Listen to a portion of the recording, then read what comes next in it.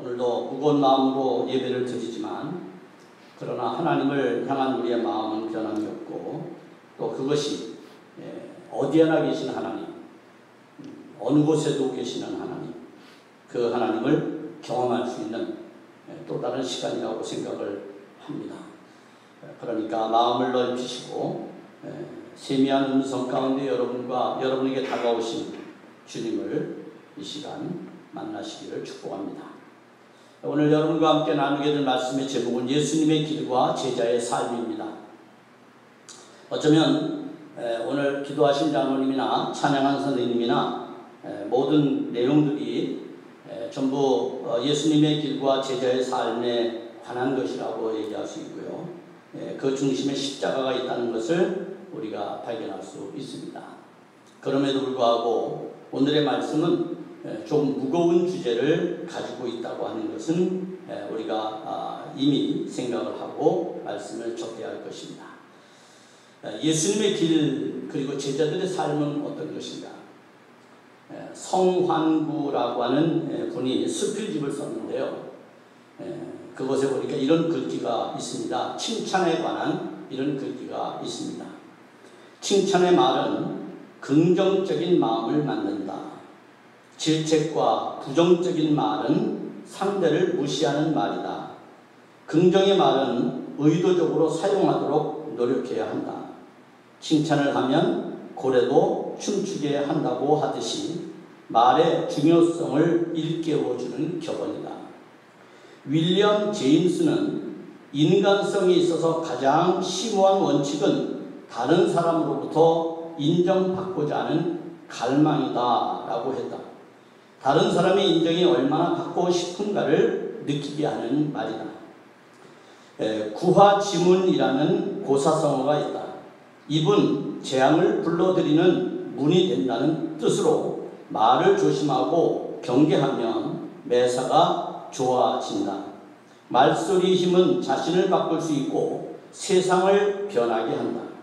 자기도 모르게 세뇌되어 말소리를 통해 현실에 나타난다는 것이다. 네, 이렇게 성환구 수필가는 이런 자신의 수필집에서 칭찬에 관한 이런 교훈을 우리에게 주고 있습니다. 오늘 본문에 보면 예수님의 길과 제자들의 삶에 대한 교훈이 담겨진 말씀을 볼 수 있습니다. 그러나 안타깝게도 조금 전까지의 훈훈한 상황과는 전혀 다른 이야기로 전개가 됩니다. 그리고 그 중심에 바로 베드로가 서 있는 것을 볼 수가 있습니다. 왜 이런 상황을 만들고 말았을까요? 앞으로 가보겠습니다. 지난 시간 예수님께서 베드로를 칭찬하신 일이 있습니다. 너는 지금부터 베드로다. 이제 너는 반석이다. 그 반석 위에 내 교회를 세울 것이다. 그뿐 아닙니다. 예수님께서는 덧붙여 이렇게 말씀도 해주십니다. 내가 천국 열쇠를 내게 주리니 내가 땅에서 무엇이든지 매면 하늘에서도 매일 것이요 네가 땅에서 무엇이든지 풀면 하늘에서도 풀리리라. 이렇게 말씀해 주셨습니다. 천국 열쇠를 소유한다는 것, 그 엄청난 특권, 그 큰 영광을 지금 베드로는 예수님으로부터 받았다는 것입니다. 얼마나 마음이 벅찼겠습니까? 얼마나 감동이 되었겠습니까? 그리고 얼마나 감격했습니까? 그러나 그 감격의 순간도 잠시의 기쁨에 지나지 않았습니다. 오히려 그에게 화가 될 뿐이었습니다.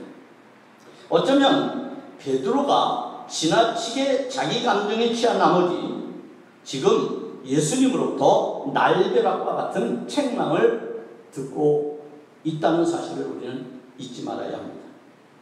사실 예수님의 빌립보 가이사라에서의 질문은 단지 제자들의 생각과 마음만 알아보려고 했던 것이 아닙니다. 그보다도 더 깊은 의도가 그 질문 속에 담겨져 있다는 것을 우리는 잘 압니다. 그것은 조금 있으면 찾아오게 될 고난에 대한 상황을 예견하고 제자들에게 그들의 삶의 가치관을 점검하려는 예수님의 의도가 깔려 있었던 것이죠.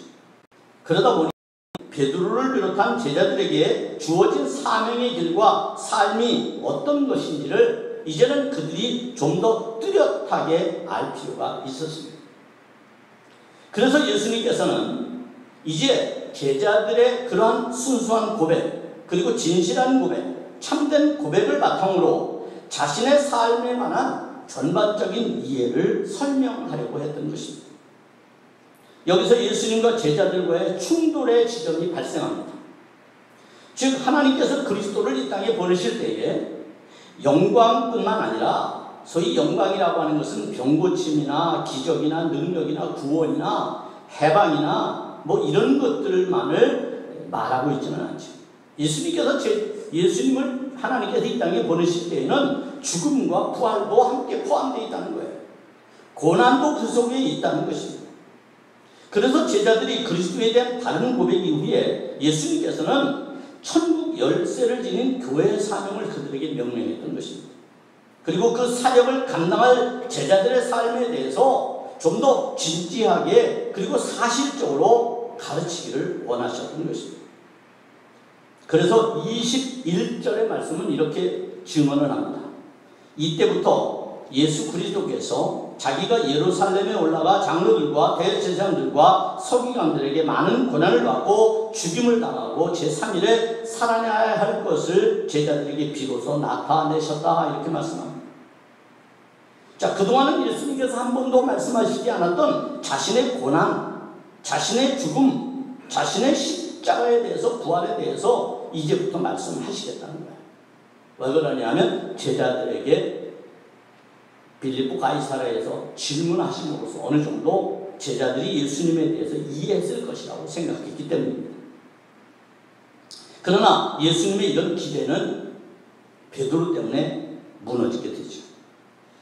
제자들의 고백을 들으신 예수님은 나름대로 안도했을 것입니다. 역시 내 제자구나, 이런 생각을 했을 수도 있습니다.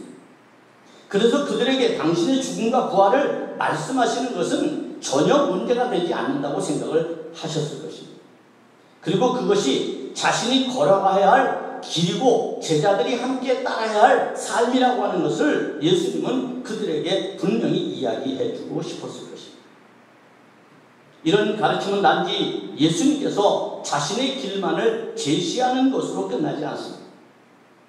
오늘 본문에 보면 제자들이 따르고 살아가야 할 삶이 분명히 있다고 말씀해 줍니다.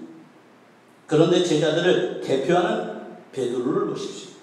예수님께서 21절에서 자신의 고난과 죽음과 부활에 대해서 설명하자 그는 화가 난 듯 예수님을 가로막습니다. 그리고 23절에서 이렇게 말씀합니다. 베드로가 예수를 붙잡고 붙들고 항변하여 이르되 주여 그리 마옵소서, 이 일이 결코 주께 미치지 아니하리이다 라고 말씀합니다. 여러분, 믿음의 과욕이 불러온 결과일까요? 아니면 지나치게 자신의 자신감을 거울 삼아서 호기를 부리는 걸까요? 베드로는 방금 전 예수님의 칭찬이 무색할 정도로 지금 그는 어쩌면 지나치는 상황으로 이 사건을 이끌어갑니다. 그냥 듣기만 해도 될 일을 베드로는 자신의 판단으로, 자신의 결단으로, 아니면 자신이 이해한 것으로 지나친 상황 속으로 이 사건을 이끌어가는 것을 볼 수가 있습니다. 여기서 항변이라고 하는 말은 헬라어 에피티마오라고 하는 말인데요, 이 말은 비난하고 꾸짖는 것을 의미합니다. 그러니까 지금 베드로는 예수님을 잡고 하소연하는 정도가 아니라 그분을 꾸짖고 있는 겁니다. 예수님을 어떻게 하는 겁니까? 예수님에게 그는 옳지 않다고 비난을 하고 있는 겁니다. 참 어처구니가 없습니다. 예수님을 꾸짖고 있는 이 형태를 한번 보십시오. 이는 그 길이 옳지 못하다는 판단의 결과일 것입니다. 베드로 개인이 생각할 때 이것은 맞지 않습니다. 이것은 옳지 않습니다. 이 길은 결코 주님이 걸어가야 할 길이 아닙니다. 하나님은 영광만 받으셔야 합니다 라고 하는 판단이 그의 결심에 이르렀고 그래서 그는 이렇게 행동을 했던 것입니다. 즉 예수님의 길에 대하여 베드로는 틀리다고 판단했던 것이죠. 이런 소탕대실이 어디 있습니까? 그렇습니다. 예수님께 대한 잘못된 이해가 제자들에게 여전히 존재하고 있다는 것을 반증하는 것이고, 그리고 우리 또한 예수님께 대하여 잘못된 이해를 가지고 있을 때 우리도 이렇게 된다는 것을 성경은 우리에게 말씀해주고 있는 겁니다. 이런 오해는 지금도 우리들에게 일어날 수 있습니다. 성경을 읽고 묵상하면서 우리 자신을 돌아볼 때 그 이상의 오해도 우리에게 나타나고 있다는 것이 현재 교회 안에서 또 우리들의 신앙 안에서 발견되는 참으로 안타까운 일들입니다. 그리고 그 오해로 인해서 남에게 상처를 주고 되려 꾸짖기까지 했음을 우리는 이제 회개할 필요가 있습니다. 이 사건 앞에서, 그리고 예수님과 함께 예루살렘을 걸어가는 그 도상에서 우리는 우리 자신을 돌아보지 않으면 우리도 역시 예수님의 불효력을 받을 수밖에 없습니다. 예수님께서는 이런 베드로를 사탄이라고 말씀합니다. 다른 사람을 욕할 때에 사탄이라고 욕하면 얼마나 여러분 화가 나겠습니까? 그런데 지금 예수님께서 베드로에게 사탄이라고 말씀하고 있는 겁니다. 즉 다시 말하면 내 앞에서 거친 돌 노릇을 하지 말고 회방하지 말라, 이렇게 말하는 것이죠. 사탄이 하는 일들, 그것에 대해서 베드로가 동일하게 하고 있다고 책망하고 계신 겁니다. 심지어는 앞장서서 일하는 베드로를 뒤로 물리치십니다. 이것은 베드로를 예수님께서 정말로 엄청나게 책망하고 계시는 그런 모습입니다. 베드로 개인에 대한 분노가 결코 아닌 것이죠.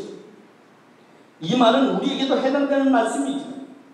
너는 나를 넘어지게 하는 자로다. 내가 하나님의 일을 생각하지 아니하고 도리어 사람의 일을 생각하는도다.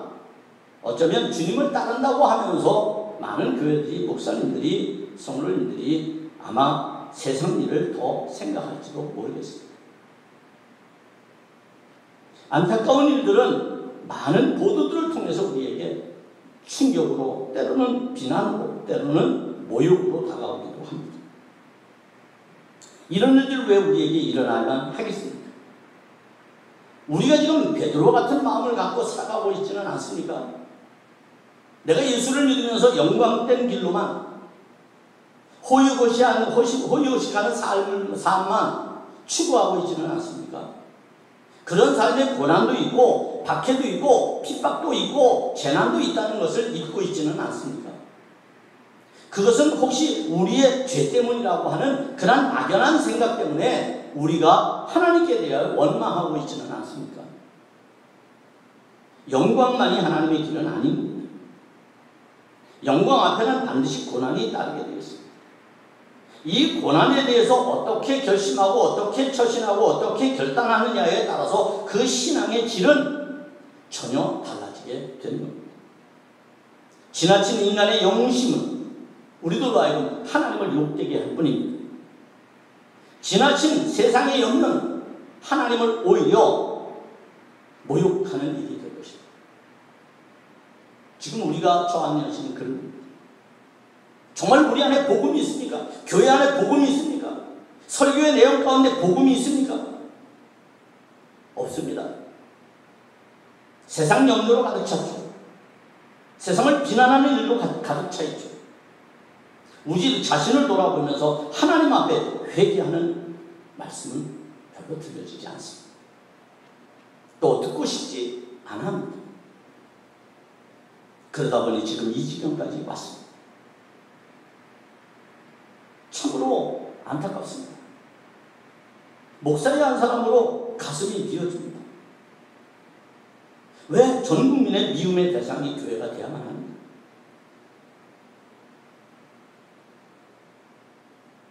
우리는 오늘 본문이 주는 이 베드로의 심정을 우리가 혹시 갖고 있지 않는지 우리 자신을 돌아보며 반성할 필요가 있습니다. 이런 베드로와 제자들에게 예수님께서는 그들이 살아내야 할 삶이 있다고 하는 것을 말씀해 주십니다. 이 길은 바로 십자가의 길입니다. 제자들이 살아내야 할 사명의 길이고 가치의 길입니다. 이것이 바로 우리가 말하는 제자도인 것입니다. 제자들이 걸어가고 성도들이 걸어가야 할 삶, 하나님 앞에서 직분을 맡은 우리가 감당해야 할 삶, 그것이 바로 오늘 본문에서 우리에게 주는 예수님의 말씀이라고 할 수가 있습니다.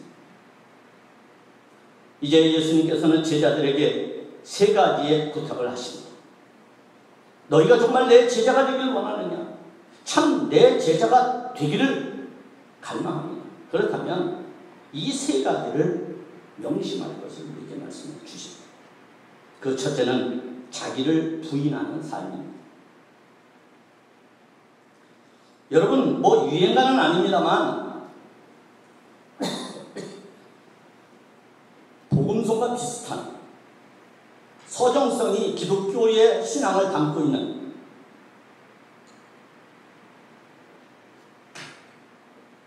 그런 내용으로 되어 있는 가시나무새라고 하는 노래가 있습니다.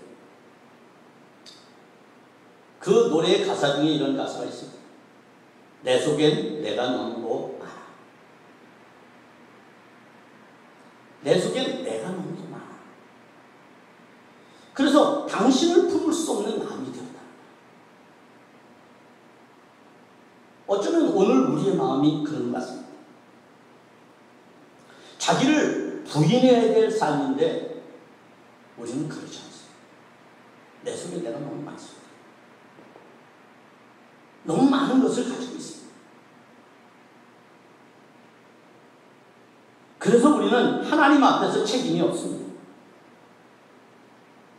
하나님 앞에서의 신실한 따위는 그렇게 중요하지 않습니다. 코람데오라는 말이 한참 유행되었습니다. 하나님 앞에서 하나님을 대면하여. 그러나 그거는 말뿐이 되고 말았습니다. 자기를 부인하는 삶은 어떤 걸까요? 이것은 이런 삶을 말하는 겁니다. 무엇이든지 신실함과 그 책임을 다하는 삶을 방해하는 것들에서 돌아서는 것을 자기를 부인하는 삶으로 성경 주석은 그렇게 말합니다. 좀 어려운 말인가요? 이것은 이런 말입니다. 자신의 사명에 충실하기 위해서 희생을 감수하는 책임감으로 자기를 부인하는 거예요. 책임감이 없는 사람들은 어떤 사람들이냐면 자기를 지키기 위해서 떠나는 사람들이죠. 자기의 희생을 원하지 않는 사람. 책임감이 없어요. 책임을 지려고 하지 않아요. 자기를 부인한다고 하는 것은 그 무한 책임을 자기가 진다는 말씀의 의미예요. 자기의 자아가, 자기의 마음이 자기 안에 가득 채워지지 않는 상태죠. 언제나 비워진 마음. 그래서 모든 것을 수용할 수 있는 마음. 어린 양이 털 깎는 자 앞에 나가서 잠잠한 것처럼 어떤 비난에도 어떤 박해에도 그저 묵묵히 잠잠할 수 있는 것. 그것이 바로 자기를 부인하는 삶입니다. 왜? 그리스도에 대한 책임이거든요. 예수님이 죄가 있으셔서 빌라도 앞에 가서 한마디도 못하는 것은 아니잖아요. 할 말이 많았잖아요. 변명할 수 있었잖아요. 그러나 제자도는 그게 아니라는 거예요.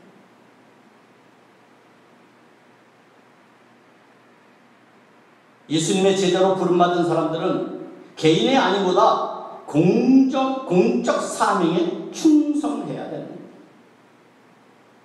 그렇게 일을 할 때 교회에 맡은 자들, 교회 일을 맡은 자들, 소위 목회자들이나 평신도 지도자들은 그러한 공적인 사명을 가지고 살아야 된다고 말씀하고 있습니다. 루터가 1527년 동료인 요한 헤스에게 전염병이 발발할 때 기독교인들은 어떻게 해야 하는가? 라고 하는 질문에 답을 했습니다. 그의 답은 이렇습니다. 목회자, 의사, 공직자는 공동체의 가장 위급한 순간을 위해 세워진 사람들이고 그 일을 하기로 하나님 앞에 선서했기 때문에 그 약속을 지켜야 한다. 이렇게 말했습니다. 무슨 말씀입니까? 우리가 가진 사명은 공공성을 가지고 있다는 거예요. 개인의 안위를 위해 만든 사명이 아니에요. 가진 직분이 아니라는 거예요. 이건 공적인 거라는 거예요. 목사의 일은 공적인 거예요. 사적인 것이 아니에요. 개인의 영달을 위해서 하는 일이 아니에요.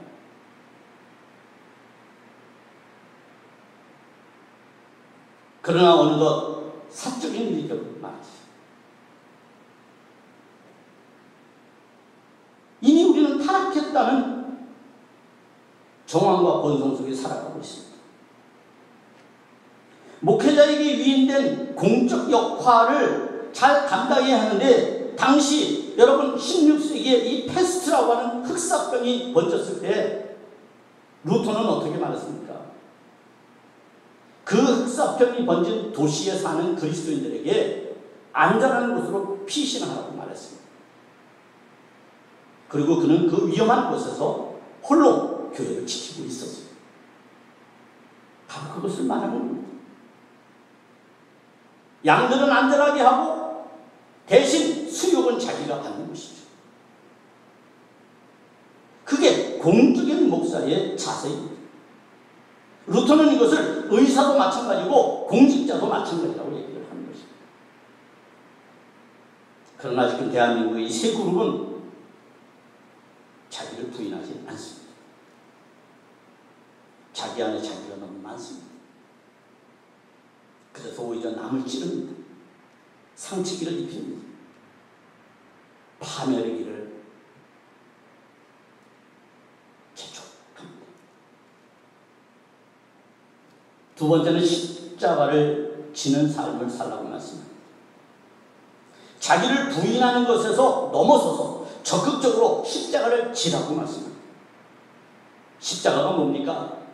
광폭하고 굴욕을 주는 거대한 세상 세력이 지배하는 수단이 바로 십자가입니다. 광폭이라는 말은 미쳐 날뛰고 몹시 거칠고 사납다는 표현이에요. 당시 로마 제국이 그랬습니다.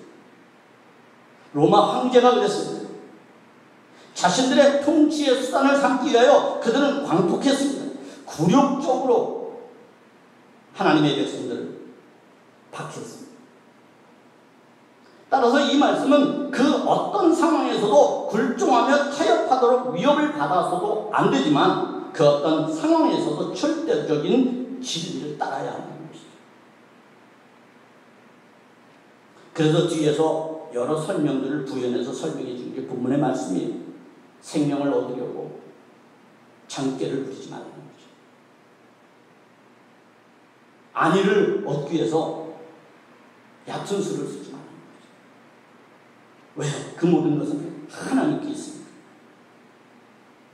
하나님이 우리의 생명의 주관자이시니까 그 하나님만 따르게 되면, 그 하나님만 믿게 되면, 그 하나님만 의지하게 되면 오히려 위협 속에서도 십자가를 지는 그 결단은 우리에게 생명을 보장해 주시는 하나님의 능력으로 인지한다는 거예요.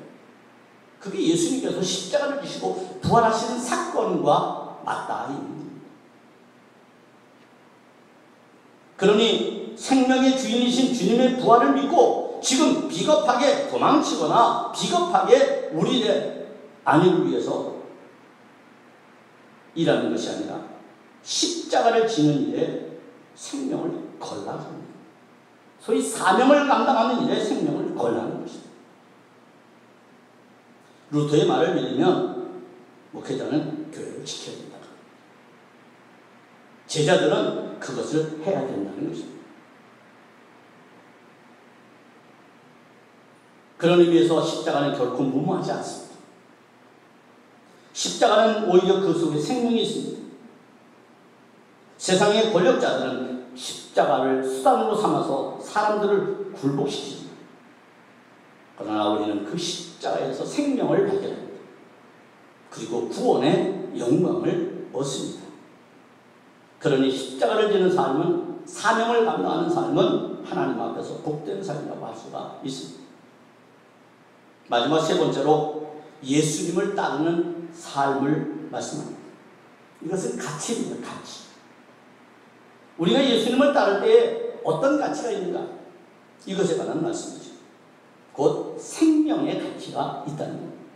예수님을 왜 따라야 합니까? 예수님 안에 생명이 있으니까 따르는 거예요. 예수님 따르면 갑자기 여러분들이 부자가 되고 갑자기 여러분 출세하고 갑자기 능력자가 되고 그런 거 아닙니다. 예수님을 따르게 될 때에 우리에게 오롯이 주어지는 복은 바로 생명의 가치라는 거예요. 이것이 중요합니다.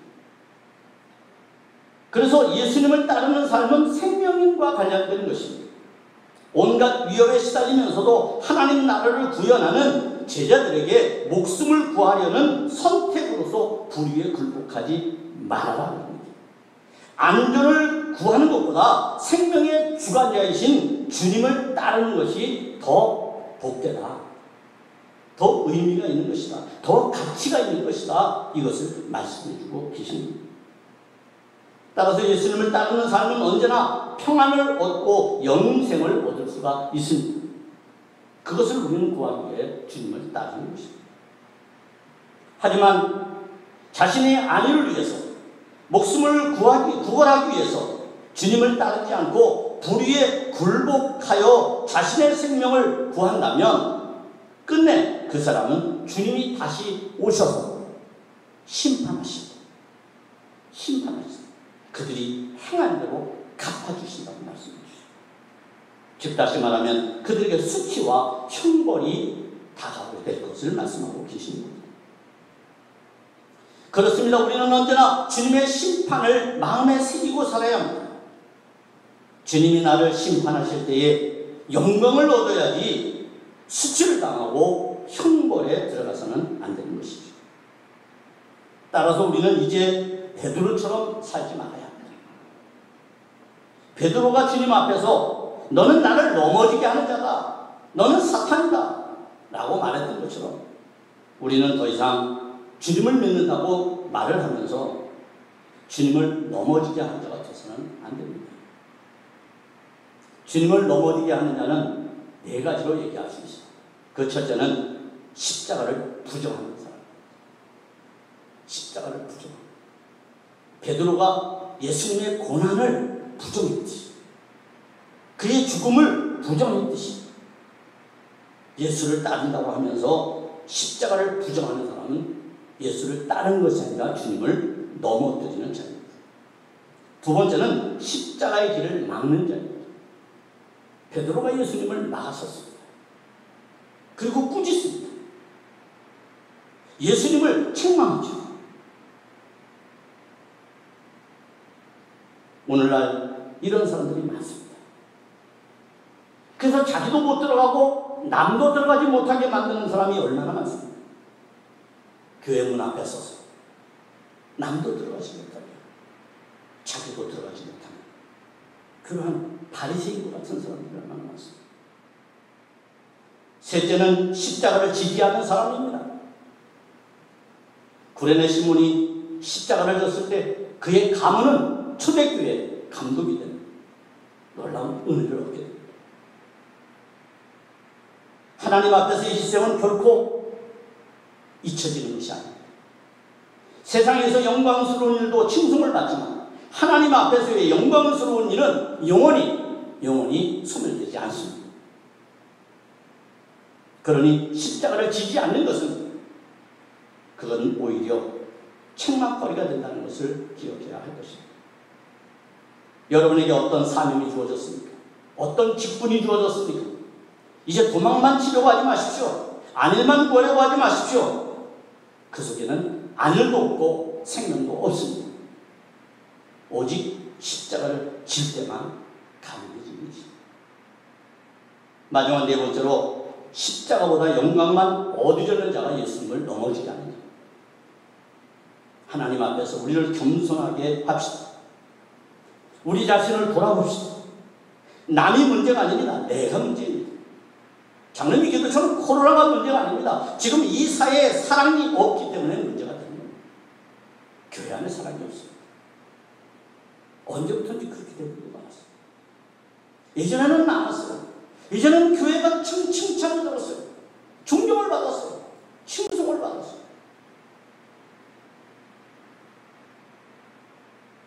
우리는 지나치게 남을 돌아보는 일을 시선을 거둬야 합니다. 그리고 우리 자신을 끊임없이 책찍질해야 합니다. 내가 부족합니다. 내가 죄인입니다. 내가 십자가를 부정했고 십자가를 막았고 십자가를 지지 않았고 십자가를 오히려 영광의 도구로 사용하려고만 했습니다. 라고 회개해야 될 것입니다. 이 무거운 주의, 여러분을 보지 못하는 안타까움도 있지만 그러나 그것보다 더 안타까운 것은 오늘날 우리 교회가, 이 시대의 교회가 처한 현실 때문에 마음이 더 아픕니다. 아무쪼록 코로나에서 여러분 자신을 지키시되 여러분 예수님을 따르는 삶으로서 어떻게 살아야 하는지를 우리가 이번 기회를 통해서 끊임없이 되새김질해서 여러분의 삶을 고치고 바꾸고 변화시키고, 그래서 능력 있게 다시금 세상 사람들에게 복음을 전하고 그들이 교회를 칭송하고 그리고 교회를 위하여 하나님의 영광을 돌릴 수 있는 그런 자리로 만들어내는 은혜가 여러분 가운데 함께 할 수 있기를 주님의 이름으로 축복합니다. 기도하겠습니다. 하나님 감사합니다. 주신 하나님의 말씀을 마음에 새겨봅니다. 그러나 쉽게 지워지지 않는 우리의 마음의 심기에 새겨지게 도와주옵소서. 그래서 주님을 따를 때에 이 세 가지를 잊지 아니하게 도와주옵소서. 그것이 우리가 사는 길이고 그것이 우리가 하나님의 영광을 얻는 길이며 그것이 부활되는 길임을 깨닫게 도와주옵소서. 교회가 다시 부활하기를 원합니다. 성도가 다시 부활하기를 원합니다. 우리가 다시 부활하는 영을 갖기를 원합니다. 하나님 우리를 불쌍히 여기시고 긍휼히 여겨 주옵소서. 그래서 주님의 영광을 위하여 결단하고 결심하고 변화된 우리의 심령이 되도록 축복해 주시옵소서. 예수님의 이름으로 기도하옵나이다. 아멘.